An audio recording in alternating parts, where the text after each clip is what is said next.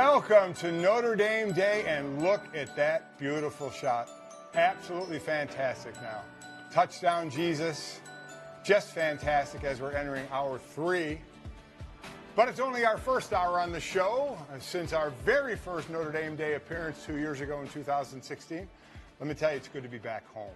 This 29-hour global celebration of Notre Dame is unlike anything else you've ever seen all year, and every year brings something exciting. This year, we're broadcasting live from the Grosjean family loft in the new and impressive Duncan Student Center. There are a ton of great moments coming up. I'm Mike Golick, proud member of the class of 1985. When I was at Notre Dame, I took the field for the Fighting Irish football team as a defensive tackle from 1981 to 84. Yes, I'm old. I spent 9 years in the NFL after graduation, and then moved to ESPN, where you may recognize me from my almost 20-year run on the Mike and Mike show. And I'm Mike Golick Jr., a much more recent graduate, the class of 2012 at Notre Dame, also a proud member of the Notre Dame football team. And just like Dad, we're not the only Golicks with ties to Notre Dame. I have two uncles, Bob and Greg, a brother, Jake, who all call Notre Dame home, a sister, Sydney. And the last time we were on the show, she was actually here working toward her degree. Now she is our most recent graduate of the Golick clan. Dad and I are now hosting an ESPN talk show together called Golick and Wingo, along with Trey Wingo. And even though we're not working together all the time now, Notre Dame Day is still something that's very, very special for us. And it certainly takes a lot to put the show on. There's a big operation in the control room at Corbett Family Hall that's keeping everything running smoothly.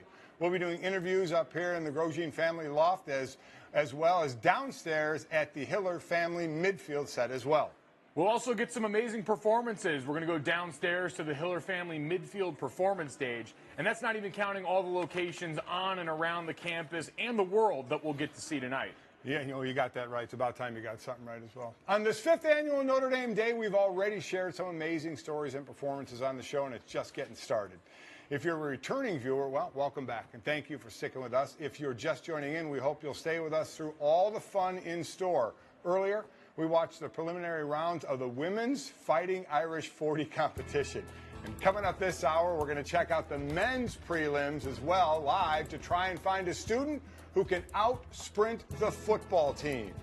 And one of the most anticipated moments of this show is finally up this hour. A live performance from Irish singing sensation Chloe Agnew. And this isn't all we'll hear from Chloe. She will also be leading a Here Come the Irish sing-along right down the concourse. I know Dad and I are going to be going to check that out and show off the pipes at the Haggerty Family Cafe during the 10 p.m. hour. So stop in if you're on campus or check it out on the ND Loyal Facebook Live feed, where you can find tons of bonus Notre Dame Day content. And if that isn't reason enough to stick around, the Observer's first lip sync battle. How are we not in that? It's going to take place later tonight in the midnight hour. That's why, because we won't be up. Yeah, no, that makes a lot of sense. Let's talk more about this hour, though. Coming up, we'll be joined by the most recent Masters winner and Notre Dame fan, Patrick Reed. And then my dad will serve as a judge in the mouth-watering contest, which has become something of a Notre Dame Day tradition and is all the more fitting because it involves us. That may have been one of my favorite segments. A now annual competition that started here in 2016. Group of students duke it out live to make the best meal they can in just 2 minutes. That's all they have.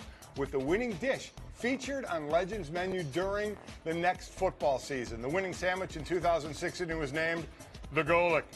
Quite possibly the greatest honor of my life.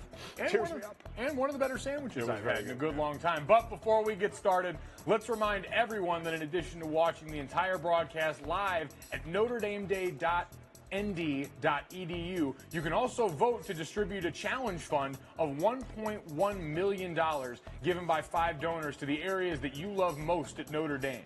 Your gift on Notre Dame Day will get you votes, which you can cast to any of the 900 Notre Dame organizations like clubs, dorms, go Siegfried, and academic groups. Go to NotreDameDay.nd.edu, click Give and Vote, and then place your votes to help direct a portion of the challenge fund to your favorite areas, Siegfried. The more votes a group gets, the larger percentage of the $1.1 million they will receive. So go have an impact. You've got 26 hours left. Dylan. And you can also check out the NotreDameDay.nd.edu site for an entire broadcast viewing guide if you want to see what's coming up every hour. But to kick off this hour, let's get an update from the Social Media Center and see which groups are leading the pack in votes. Guys, we're back upstairs now, the 7th floor of Duncan Student Center, the beautiful Danky Ballroom, with all of our students who are here calling and emailing on behalf of their AOIs. That's right, with some clapping. They're very busy making calls. They're very busy. Anyways, I think the crowd's growing a little bit. The free pizza may have something to do with that. I am here with another one of our groups. They're asking for your gifts and votes on Notre Dame Day. Tell us your names, where you're from, and what your group is. My name is Jess D'Souza. I'm originally from Hoffman Estates, Illinois, and we're here with the College Republicans. Hi, my name's Dylan Jaskowski. I'm the outgoing president of the club, and I'm from Higgins Lake, Michigan. And my name is Eddie Damstra, and I am from Orland Park, Illinois, and I'm the Director of Political Affairs for the College Republicans. Awesome, and then you have some gentleman in the back. Excuse me, sir, what is your name?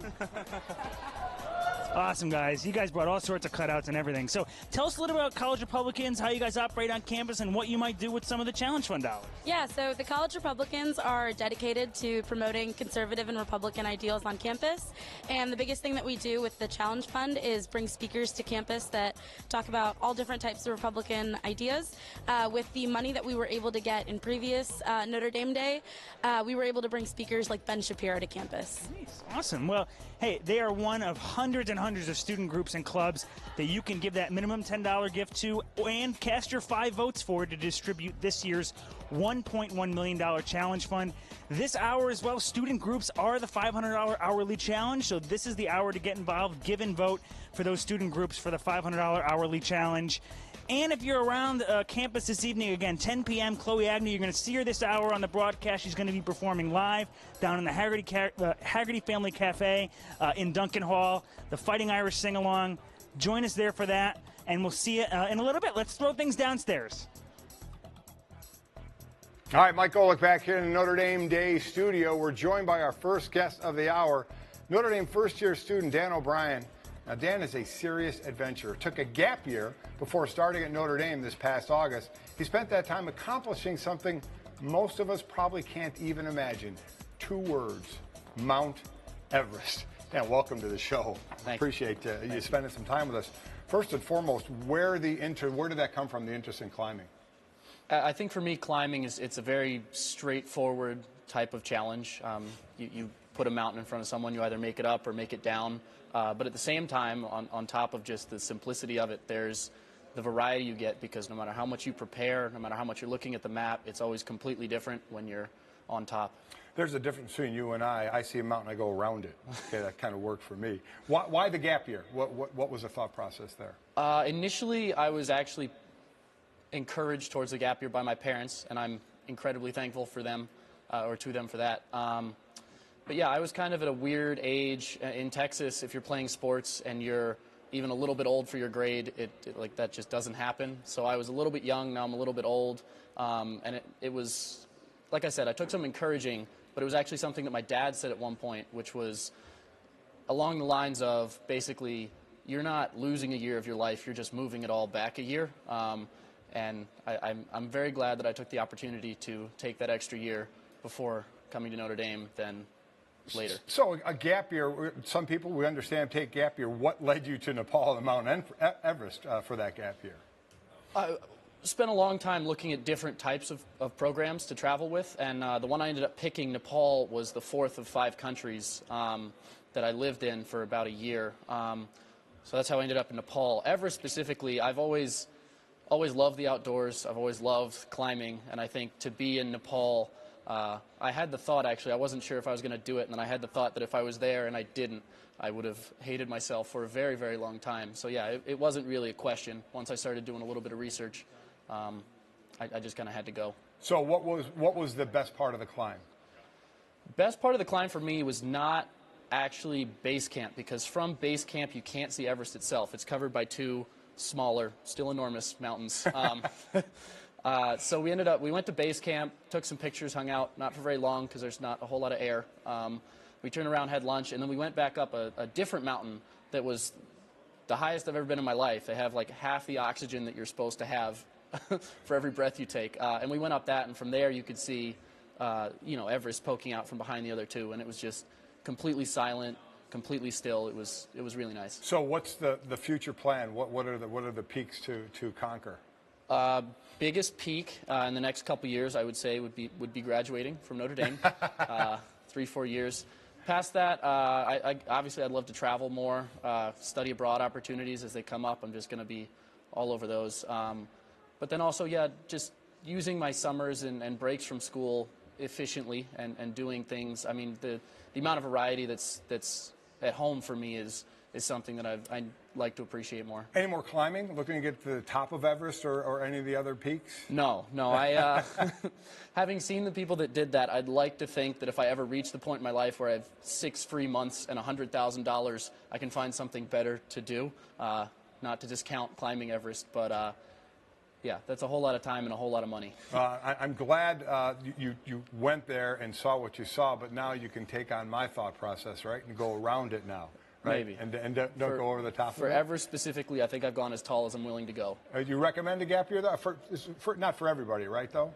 I definitely recommend one, pretty much in all cases, just because no matter what you're doing, how extreme or how, normal it sounds, it's just extra time that you get to develop, get some perspective. I mean, I was living by myself in a lot of places and situations with food that was borderline inedible, and just, I don't know, coming here, just the perspective that I had was really, really formative, I would say. Well, being a first-year student, you already act way more mature than I do, so you've done a good job, and thanks for spending some time with us. Really do appreciate that. I appreciate Thank it. you. Thanks a lot. All right, let's kick it over to the great Joe Theismann, who's joined on the Hiller family midfield set by a newly crowned athletic great. Joe, what do you got? Oh, Michael, so much. By the way, you're a terrific curler. I think the Olympic team next year really might be keeping an eye on you. But I have a special situation now coming up. I have a special introduction. My next guest is fresh off his Masters Championship. And joining us now on the Notre Dame video hotline, here is the Masters champion, Patrick Reed. Patrick, welcome to Notre Dame Day. Thank you, and thanks for having me. Oh, it's great. I see, are we in a green jacket again, or is that just something that's become an everyday part of your wardrobe? Of course, I had to wear it. And, the only time I really took it off was get from the magenta pink shirt I had on Sunday now to, the buttoned-up tie, buttoned-up shirt and tie. I think it's wonderful. When you have the opportunity to earn what you did, to be able to be a Masters champion, and you get to wear that green jacket, you just keep wearing it and wearing it and wearing it everywhere you go. I think it's just a wonderful accomplishment. It was a terrific competition. And but here we are on Notre Dame Day, and a lot of people are very curious about your connection to Notre Dame. Why and how have you become such a Notre Dame fan? Well, really, growing up as a kid, as far as I can remember, every Saturday we had, the football games on, and, that's what my family always loved to do, loved to watch. And, past year, my wife got me, as you can see, a, field passes and tickets to my first time in South Bend to go to a football game. I've played golf with Coach Kelly and, played golf with Jimmy Dunn, and, those guys, they set up just the perfect birthday gift for myself. And to be able to go to Notre Dame, with my wife and experience a game up there and just enjoy my time, it was a dream come true, and it was just a blast. I know Jimmy and Coach Kelly picked your brain as far as tips go. Was there one thing that you could help them with? I mean, there was probably a few more than one, but was there one thing you helped them with? Ooh. The Dunn man, we just need to get his golf game as good as his shoe game is. If that happens, he'd be joining me out here on the tour. And Coach Kelly, just stick to coaching, bud. You're pretty good at coaching. And, the awesome thing is just spending time with them, playing some golf with the guys, and, getting to know them outside of their normal lifestyle. Just being able to hang out with them, play some golf, have some good talks for 4.5, 5 hours. It was an awesome experience, and true friends that last a lifetime. I'm told you received an invitation to be on this show last October before the Masters in an email that predicted that your appearance would be here after your first Masters win. How did that happen? Yeah, you know, he obviously talked to he talked to the right man upstairs to be able, to be able to pick the Masters champion that far in advance. I remember getting the email. I remember reading it and being like, "Oh man, I would absolutely love to come on the show, just because how big of a fan I am of Notre Dame." And then all of a sudden, to make the putt on the last hole, to win the green jacket, and then to get reminded, looking back at the email, that wow, he picked me well in advance, and it's just awesome, and it's crazy how things work. Let's talk a little bit about Sunday at Augusta. You've got a 3-shot lead starting the day. All of a sudden, as the round goes on, the start doesn't go exactly like you want it to. Rory seems to be coming out of the gate, and then you go back and forth, and then Jordan starts to make his run. Can you hear and feel the roars as you move around Augusta?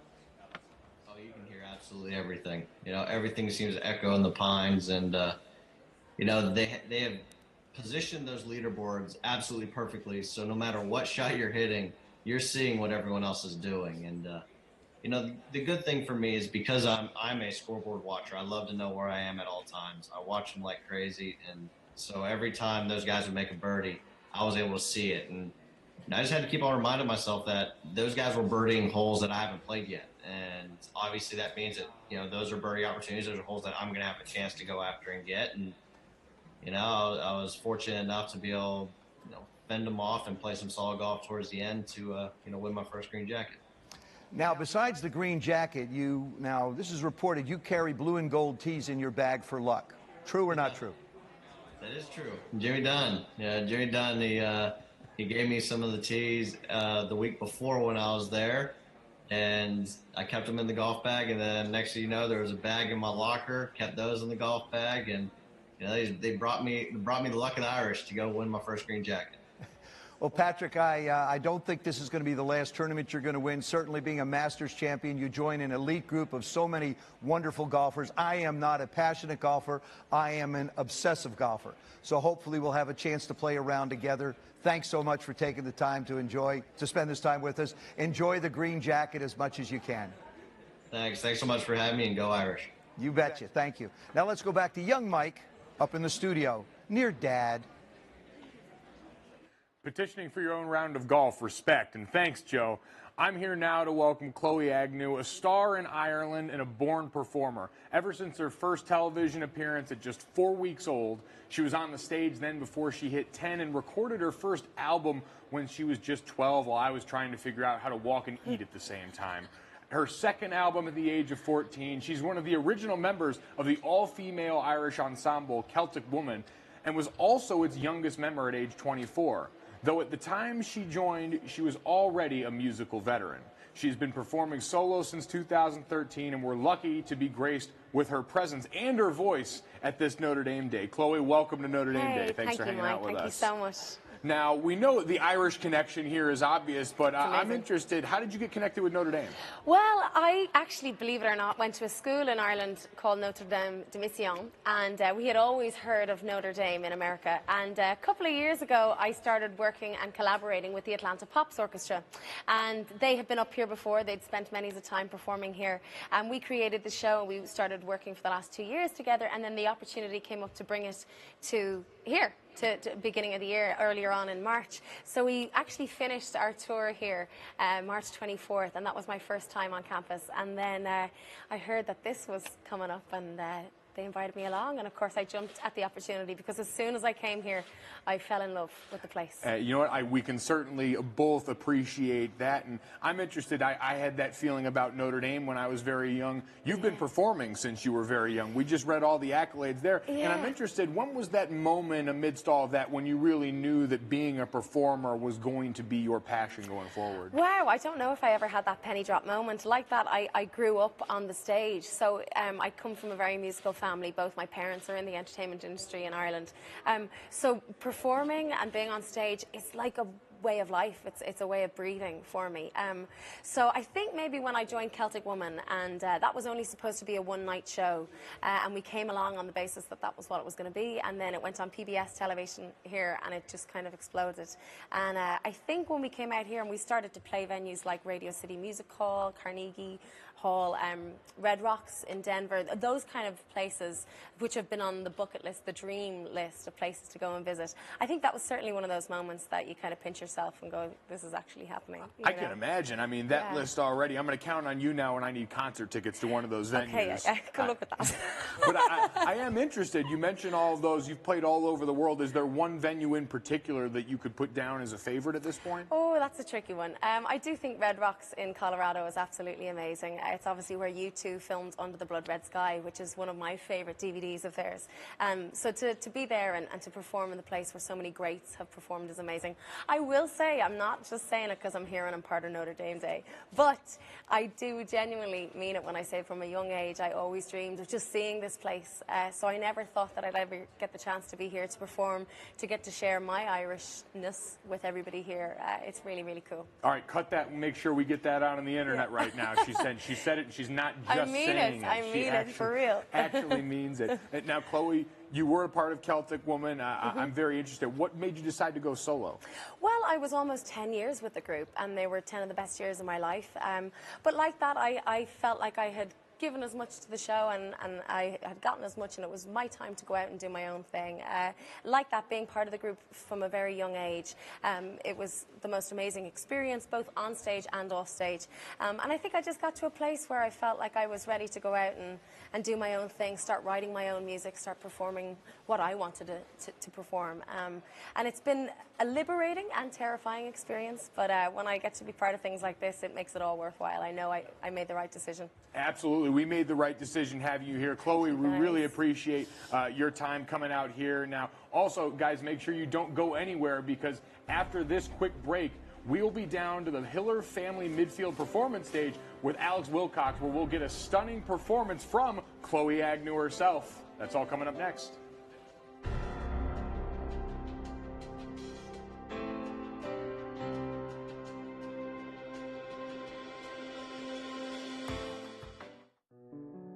The kids in our ensemble are from incredibly diverse backgrounds.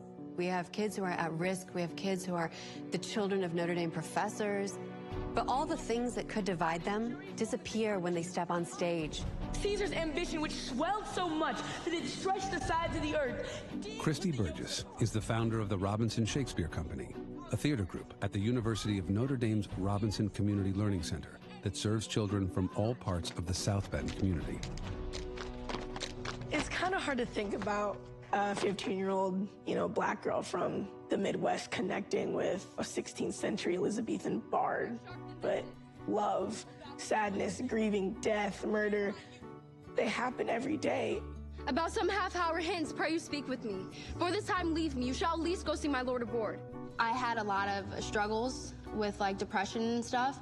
I really didn't think I was gonna finish high school. And now I feel like I have more infinite opportunities to be able to get into a college and graduate. In the summer of 2017, the Shakespeare Birthplace Trust invited the Robinson Shakespeare Company to England to perform at Shakespeare's home and walk in his footsteps. At Notre Dame, we're committed not only to teaching Shakespeare, but also to use Shakespeare to transform people's lives. Shakespeare's more than just a book on a shelf. His work endures because he gives us a way to learn how to live. You've not heard you say, love's reason without reason. For many of these kids, there's not a safe place in their lives for them to step out and take risks and be vulnerable. Through Shakespeare, they're able to do just that and turn it into something beautiful. The University of Notre Dame asks, what would you fight for? Fighting for Shakespeare for all. We are the Fighting Irish.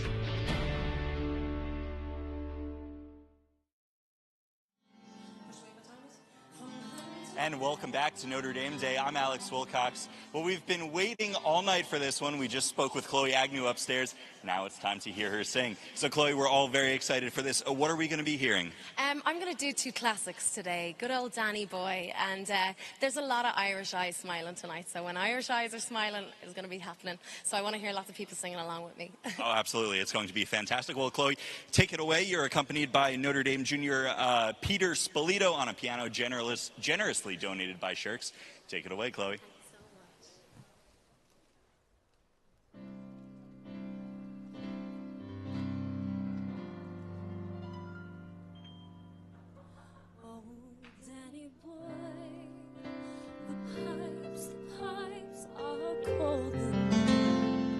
From glen to glen and down the mountainside, the summer's gone and all the roses fallen.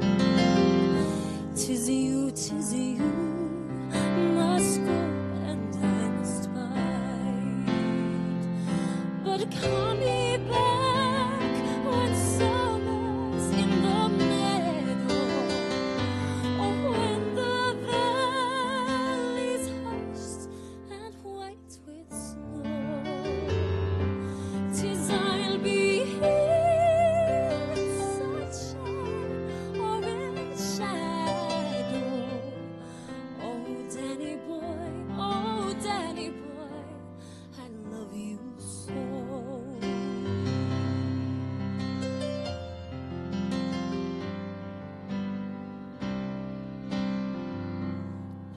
When you come and all the flowers are dying, if I am dead, as dead I will lay be, you come and find the place where I am lying, and kneel and say an Ave for me. And I shall hear the soft tread above me, and all my grave will warmer, sweeter be. For you will bid and tell me that you love me, and I shall sleep in peace until you come to me, and I shall sleep in peace until you come to me.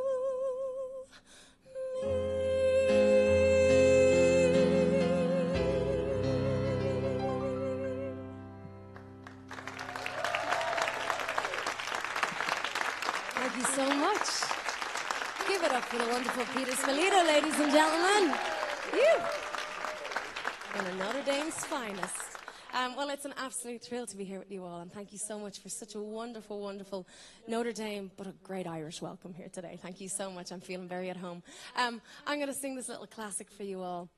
It's When Irish Eyes Are Smiling. And sure, if anybody knows it, if you're here, if you're tuning in, do sing along with us. This is a lot of fun. Here we go.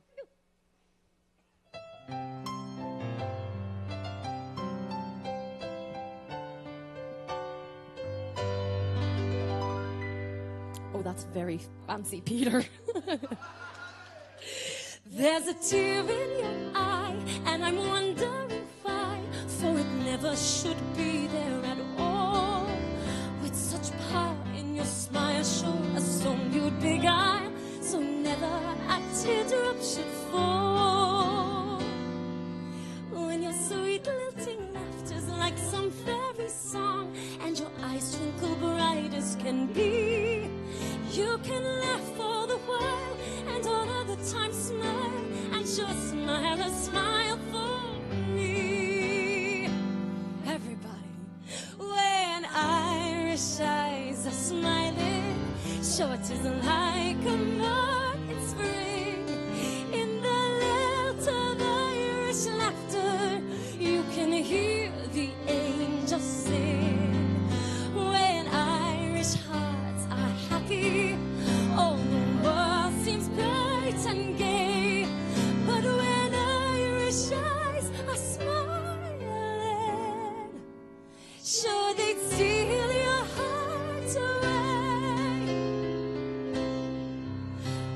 your smile is a part of the love in your heart, and it makes even sunshine more bright.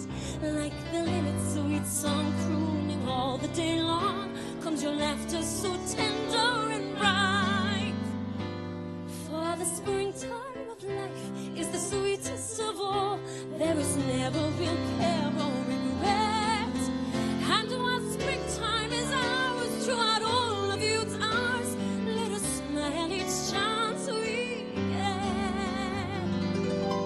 Let me hear you. When Irish eyes are smiling, short is like a morning spring. In the lilt of Irish laughter, you can hear the angels sing. When Irish hearts are happy, all the world seems bright and gay. But when Irish eyes are smooth, sure they'd see in your heart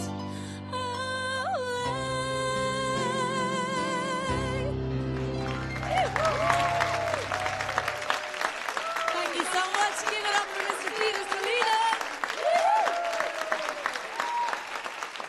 Wow, that was absolutely incredible, Chloe. An amazing performance. I didn't think anything could beat that Irish accent, but the singing was even better. Now let's send things back to Mike in the studio. Mike?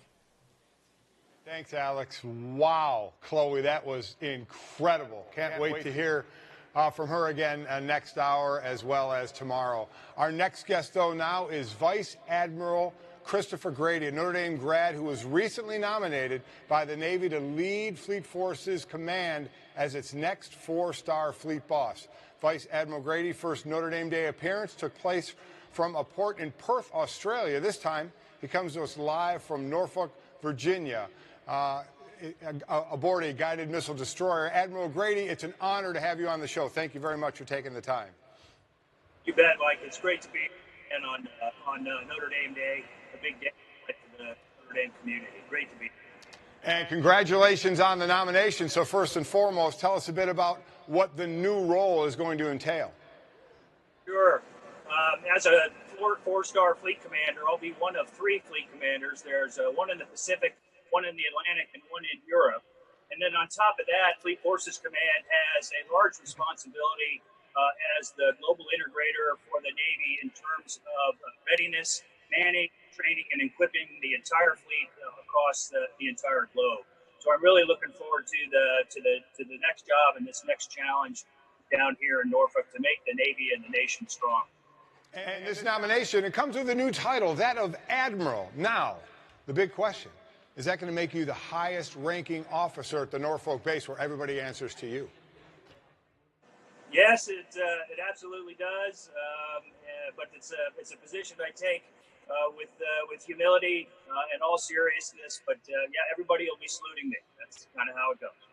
Not a bad way to go through it. It really, that's a very, very cool thing. Now, in addition, this is very cool, to pursuing your military aspirations, you are a fencer here, and congrats to Notre Dame Fencing, just won their 10th national championship. So tell us about your time here on with the fencing program.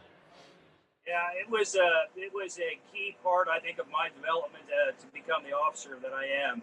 I had to balance the demands of varsity athletics that you know quite well. I was captain my senior year, so that brought some leadership to the plate, as well as being a student in the NROTC program and then in the College of Arts and Letters. So if anything, I learned the value of good leadership, of doing things the Notre Dame way, of time management, of ethical decision making, all the things that you would hope for in an officer. And I think that it all started with the Notre Dame fencing team under Coach Mike DeCicco. And you had your son, Nicholas. He was a fencer here as well. What a great family legacy. Did you encourage him to pursue fencing, or did he gravitate toward that on his own? Well, I think he was a baseball player at first, and then fencing seemed to be something that he was pretty good at. So he graduated to that, I would say, and was a monogram winner in his own right the senior year. And he gets married in September, and he will be marrying a 4-time monogram winner also on the fencing team. Fantastic. I had 3 kids come here as well and play sports, so I'm sure, just like you, I was very, very proud of watching your kids come through and do their thing. And the 2 of you share legacy in the Navy as well. So how do you feel about your son following in your military footsteps? I'm very, very proud of the decisions that Nick has made. You know, our families are very alike, Mike. Your son followed your tradition at your alma mater in your sport and in his profession, both as in the NFL and as a broadcaster. Nick has chosen to do the same. And when I think about men in uniform, men and women in uniform, if I had to pick someone to follow me, it would certainly be my own son, because I know what he can do, and I'm very proud of the fact that he has chosen to do that for his profession. Very cool thing. So soon to be Admiral Grady, thank you so much for joining us. And I would try and salute you, but I'm sure I wouldn't do it very well. But I do salute you. Appreciate your time. Thank you, Mike, and thanks for everything that you do for the university. All right, now let's send it over to Notre Dame Day reporters Vic Lombardi and Allison Hayes at Ricky Fields, where the men's preliminary rounds of the Fighting Irish 40 are just about to get underway. All right, Vic, how things looking over there? Out here at Ricky Fields with Allison Hayes. First of all, Allison, I got to say something about this place. I mean, look at, are you kidding me? With field turf. Are you kidding me? It's incredible. Lights? Yes. Intramural activities here, inter-hall activities. This is where they play This is for Division I programs. Right. This is fantastic. So tonight, the return of the Irish 40. We saw it last year, where out of the blue, a student won the whole shebang, beat the football players. That's right. James Warren, I was here for that. He did a standing back tuck after his celebration. It was incredible. He's here tonight to watch these guys in the prelims. But Notre Dame football is taking this seriously. They are bringing Troy Pride Jr. and Michael Young for the finals. I actually talked to Michael Young yesterday. He told me there's no way Notre Dame football guys are going to lose this time. They're bringing the best, and they say they got a 4.40 speed. All right. You're going to visit with Mr. Warren as we proceed here. Let me talk to the gentleman behind me, Allison. First of all, Matt Gelshin, you are the organizer of this fine event. We saw its debut last year. Any changes this time around? So we do have a women's division in addition to the men's division, and I think as the competition has gotten a little more notice, we've got some burners today. Yes, we do. We've got a couple guys who might be going 4-5, so we got the stopwatch at the finish line. We'll see if someone. So 2 preliminary rounds, and you're going to take the best 4 in each one to get to the qualifying round, and from there, top 4 plus James Warren advance. Top 4 plus James Warren as the defending champ. He has a bye into the finals, and then they'll be meeting, as Allison said, Troy Pride and Michael Young in the finals. Well, let's meet the contestants of this pageant here, shall we? These are all the first preliminary members. What's your name, sir? What are you representing? Oh, I'm Colin Ragsdale from Nashville, Tennessee, and representing Fisher Hall. Nashville's beating the Avs in hockey 5-0 tonight. Don't try and rub it in on me. Hi, Sean Carlos Gonzalez, representing Keenan Hall. I'm from Portland, Oregon. Nice. Hi, my name is Rob Della Sprilla. I am representing Dylan Hall from Palm City, Florida. Shout out to Mom, Dad, and Rebecca. Shout out! Hi, I'm Alphonse Murphy, representing Duncan Hall. Thanks to James Warren for driving me here. Hi, I'm Patrick Tinsley. I'm representing the ACMS Masters Program. Nice. I'm Jake Everhart. I'm representing Carroll Hall from Yorkville, Illinois. I'm Joseph Abel, representing Keogh Hall from Milwaukee, Wisconsin. You guys all wearing cleats? Let's see. Yeah, that's right. Okay, very good. You guys are serious, man. All right, fellas, you ready? This is the first preliminary heat of the men's Irish 40. On your mark. Get set. Go, Irish! They're on. Allison, take it from there, please. So there we've got our first heat winner. Come on, guys, come on over here. Let's get our winner. Incredible finish there. Good competition.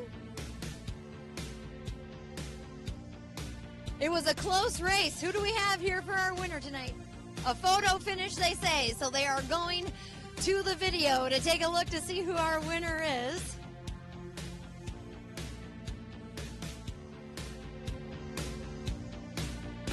Take a look at these guys here. They're taking a look at the photo finish to see who the winner is.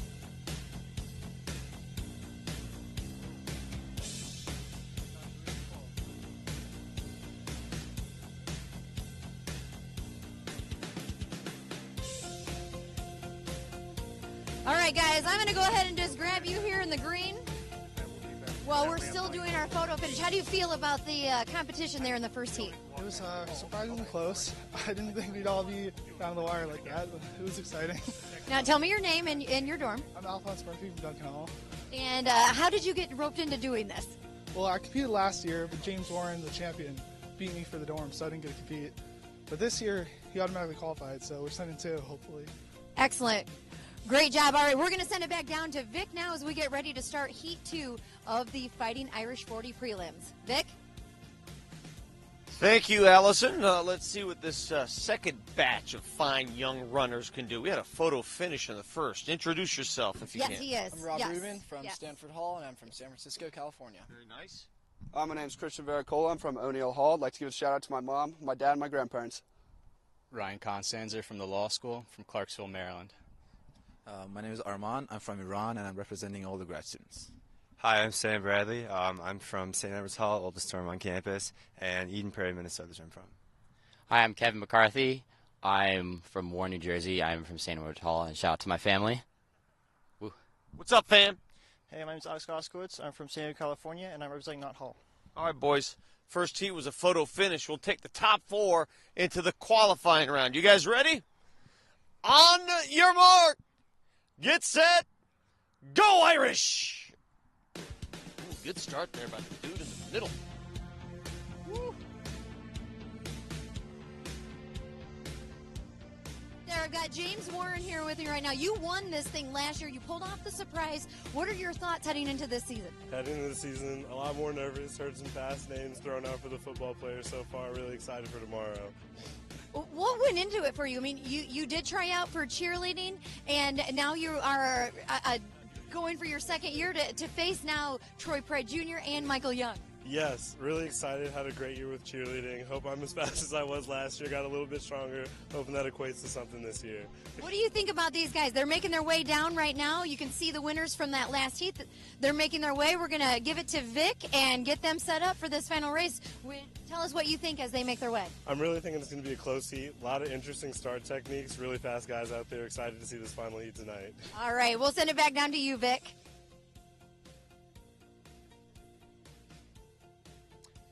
All right, gang, here we go. This is the final heat. We will take the top 4 runners along with James Warren, and you guys will race the football players tomorrow night in the stadium. You guys ready? We're going to run all the way to the river on this one. Just keep running. I'm kidding. Here we go. You ready? On your mark. Get set. Go, Irish! Woo-hoo-hoo-hoo! Woo! No hammies torn. All right, we've got our winner here in the gray Notre Dame. Lasher, come on over. We got you. Tell me your name. Ryan Constanzer. And what hall? What dorm? Law school. In law school. All right. Oh, tell us how you feel about this finish. A little tired. It was a close finish. It's fast guys. How excited are you to be able to run under the lights in Notre Dame Stadium? I'm looking forward to it. It'll be fun. Well, congratulations. Great job. We'll see you tomorrow night. We're going to send it back to you, Golick.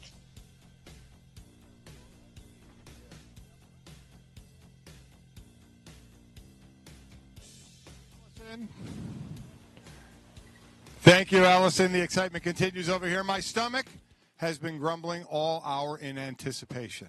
Can't tell you how happy I am to be here. For a third year, we've teamed up with Legends Restaurant on campus for this competition. These teams of Notre Dame students, who will meet in just a moment, they're going to have 2 minutes and 2 minutes only, and only the ingredients provided them to create a sandwich that will be featured on the Legends menu this fall during football season. We held this contest for the first time back in 2016 and blessed the Legends goers with the fantastic Golick sandwich. No veggies at all. And last year's contest brought the Theismann Bowl to Legends. I know he likes a lot of veggies. I'm going to discuss that with him. But to change things up a bit for our third competition, we're going Iron Chef style. This time around, the teams have not been given the list of ingredients in advance and will instead have to both conceive and make their sandwich in 2 minutes that they're given. When they see the ingredients now for the first time, joining us from Legends, we do have the executive chef, Josh Marin. So what are we looking at here? First, how has it gone the last couple of years? My meaty sandwich and Joe's vegetable stuff, which, listen, I know veggies are healthy. I get it. But come on, the meat sandwich, seriously. Oh, you're going to put me on the spot here. So where's Mr. Theismann at? He left. Say what you want. Yeah, your sandwich crushed him. Yeah, that's what I'm talking about right there. All right. What ingredients do we have over here are we going to have for the contestants? Sure. So as your recommendation, mostly meat, not a lot of veggies. You know, we've got a whole myriad of sauces down at the end. You know, a few different aiolis, a few vegetables, not many, I promise. But a few different kinds of bread. And you guys should have plenty of options. We'll see what you come up with. All right. I like this a lot. All right, we have 4 halls. We're going to meet them right now. Give me your name and hall. Hi, my name is Michelle Mufwad, and I'm from Ryan Hall. I'm Carson Myers from Ryan Hall. My name's Daniel Luque. I'm from O'Neill Hall. My name's Nick Saladino. I'm from O'Neill Hall. Patrick O'Shea, Keogh Hall. I'm Nick Gabriel, Keogh Hall. Kathleen Flavin, Welsh Family Hall. Alex Altabelli, Welsh Family Hall. Did you almost forget your hall there for a minute? I thought so. Okay. That's okay. That's okay. I know you're nervous about that.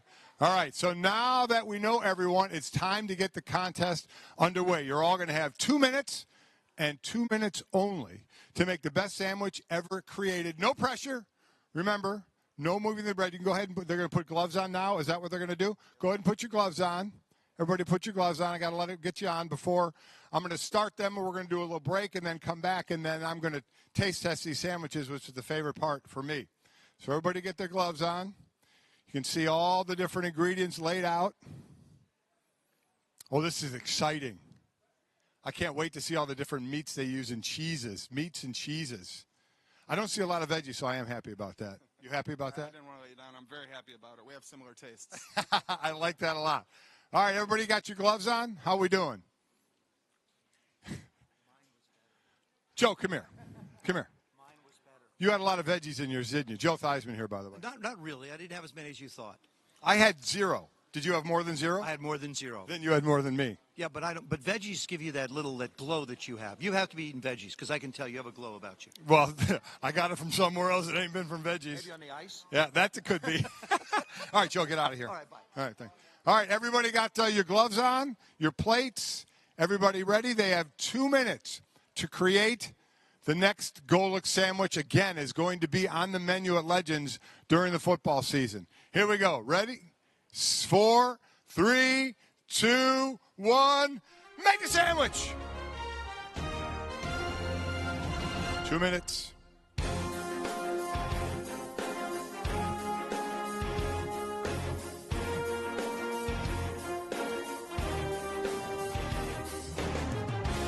What is the thought process here? What is going through their minds right now? Did they split up responsibilities?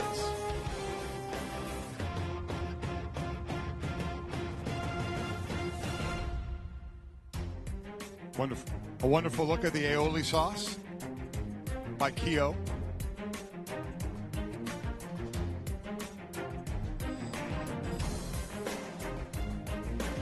Wonderful laying out. It looks like roast beef. Oh, we got lettuce, and I see bacon of some sort at the end over there. Some sort of meat product.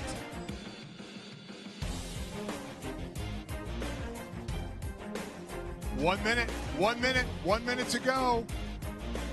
1 minute down.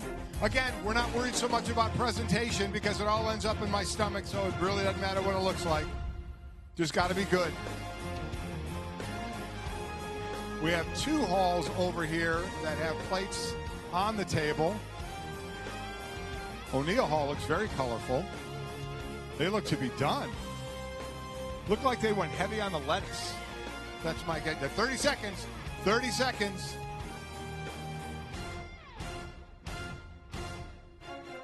Last one coming out on the plate. Ooh, I see a lot of bacon on there. Wow, wonderful.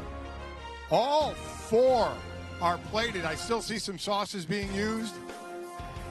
Keep the finishing touches. They're going for a little bit of presentation down at the end. All right, they're finishing their sandwiches. We'll be back in 2 minutes. I'm going to taste test these, and we'll come back with a winner.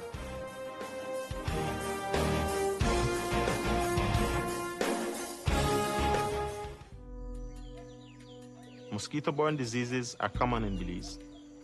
In the summer of 2016, the Zika virus swept through our country, affecting hundreds of families.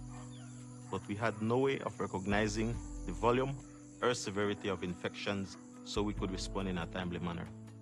After I got Zika, my daughter caught it too. It's scary how quickly this virus is spread. Our deficiencies in diagnostic capacity to detect these viruses resulted in having to send blood samples out of the country and waiting up to 6 weeks for results. We owed it to our citizens and the international community to find a better way. Professors John Grieco and Nicole Lachey from the University of Notre Dame have partnered with the Belize Ministry of Health and Mayo Clinic on a 5-year project to help strengthen the country's ability to respond to Zika and other mosquito-borne viruses. We don't yet know how widespread Zika is here. The symptoms can present in the same way as many other tropical illnesses, resulting in cases going underreported. We're helping them identify outbreaks right here in Belize, usually within 1 week, allowing officials to treat areas immediately, eliminating mosquitoes before the diseases can spread. And we're building a complex database to track and identify all kinds of mosquitoes and tropical diseases.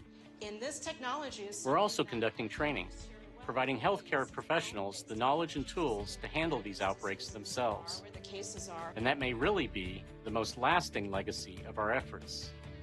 Our partnership with Notre Dame and Mayo Clinic is making Belize a safer place to visit and a safer place to live. The University of Notre Dame asks, what would you fight for?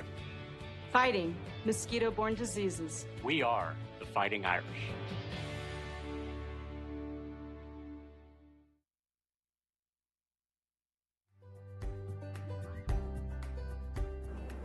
I am the first in my family to go to college. but not just any college. I'm going to Notre Dame. I grew up the son of a carpenter and a high school teacher. Until I was about 8 years old, I was sleeping on a couch in our living room. College was not an option financially for any of us. I was actually on Notre Dame's campus, and I'd been speaking to a financial aid counselor. And he told me that I just had to worry about the cost of transportation. And I literally screamed. My voice broke and I was overwhelmed. I couldn't actually believe it.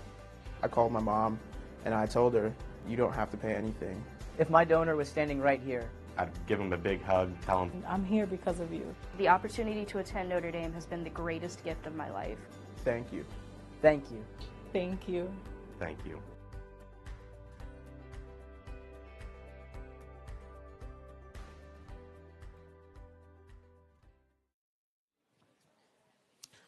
Welcome back to Notre Dame Day and the brink of sandwich making history. I'm Mike Golick. After some truly interesting taste experiences and tough deliberation, I've chosen. So here's some. We're going to show some of the replay of me eating. A great job by everybody. A lot of in the first one here with O'Neill, we have a lot of lettuce on there. So you're out. Over here, Keo, you went with one meat? Was that just one meat or two? One meat. You went with about as basic a sandwich. It's a very good sandwich, kind of a basic sandwich, but you're out. So it's down to all the ladies here, and the reason being is they both put in the secret ingredient, bacon. Big fan of bacon. So we have a lot of bacon and a lot of good meats here. And over here, we have bacon as well. We have bacon. But it's deep fried bacon, along with a few meats. And here's what else they did. You see where I might be leaning right now. They gave me a side of meat, okay? It's a meat sandwich with a side of meat. Ryan, no, that was over there. Sorry. Ryan, second place. Welsh family, you are the winners. You are the winners. Congratulations. What was the thought process very quickly? Not a lot of vegetables. You hit it all. A lot of meat, not a lot of vegetables, and bacon. Well, that's a great job. Absolutely. Great job by everybody. I appreciate all your time. Look for this one in Legends all football season long. Let's go to the social media center and Jonathan.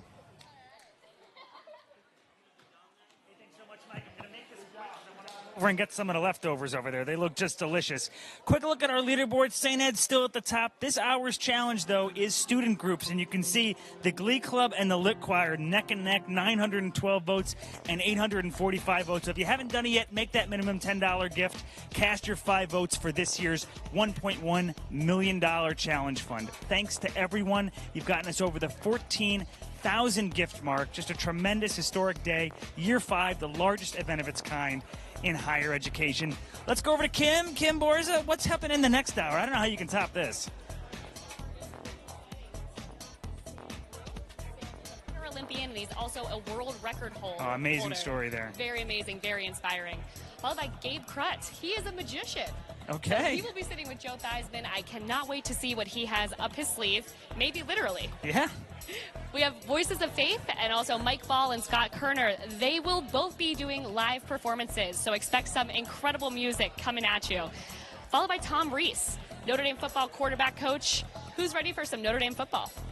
Awesome. Hey, it's going to be another great hour coming up. If you're on campus, I know you saw Chloe Agnew just earlier. She did an amazing job. She'll be performing again in the Haggerty Family Cafe here in Duncan Student Center starting at 10 p.m. You don't want to miss that. You don't want to miss this exciting stuff coming up on Notre Dame Day. Much more from Duncan Student Center coming up right after this. Stay tuned for much more Notre Dame Day 2018.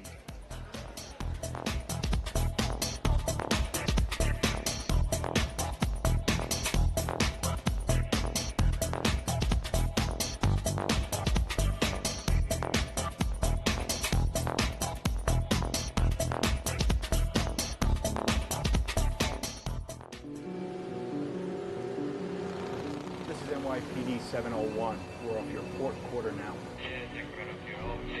Every day, thousands of vessels enter ports in the United States. And with that comes the risk that any one of them could be carrying nuclear materials. We're going to be conducting radiation sweeps of your vessel. Since 1993, there have been more than 2,500 incidents of illicit trafficking in radioactive materials worldwide. Dirty bombs pose a grave threat to this country. To mitigate that threat, we need strong security on the home front, but also strong deterrent measures. At the University of Notre Dame, engineering professor Tony Simonetti applies nuclear forensics technology to trace the sources of illicit radioactive materials. An essential part of deterrence is to catch not only those trying to use the weapons, but also those supplying the raw materials. By analyzing chemical signatures, we are able to trace these materials to their source anywhere in the world. In partnership with the Department of Homeland Security, Professor Simonetti's lab is developing a comprehensive global database of uranium deposits and a method of analysis, so security experts can combat the threat of dirty bombs faster and more effectively. I came to Notre Dame knowing that I wanted to serve in the Navy, but it's been incredible to discover that same dedication and opportunity for service working in Professor Simonetti's lab.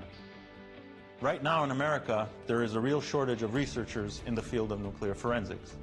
So it's incredibly gratifying to know that the students I'm teaching will go on to be an essential part of the line of defense that keeps this country safe. The University of Notre Dame asks, what would you fight for? Fighting to protect our country. We are the Fighting Irish.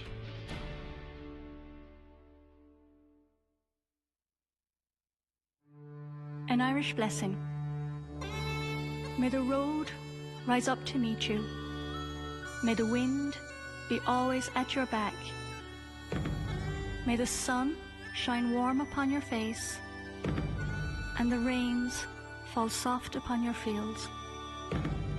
And until we meet again, may God hold you in the palm of his hand. We are the University of Notre Dame. This college will be one of the most powerful means for doing good in this country. Notre Dame is a place where differences of culture and religion and conviction can coexist with friendship and civility and even love. We've been entrusted with Notre Dame to pass it on to the next generation. in a way that will influence the world for another 175 years.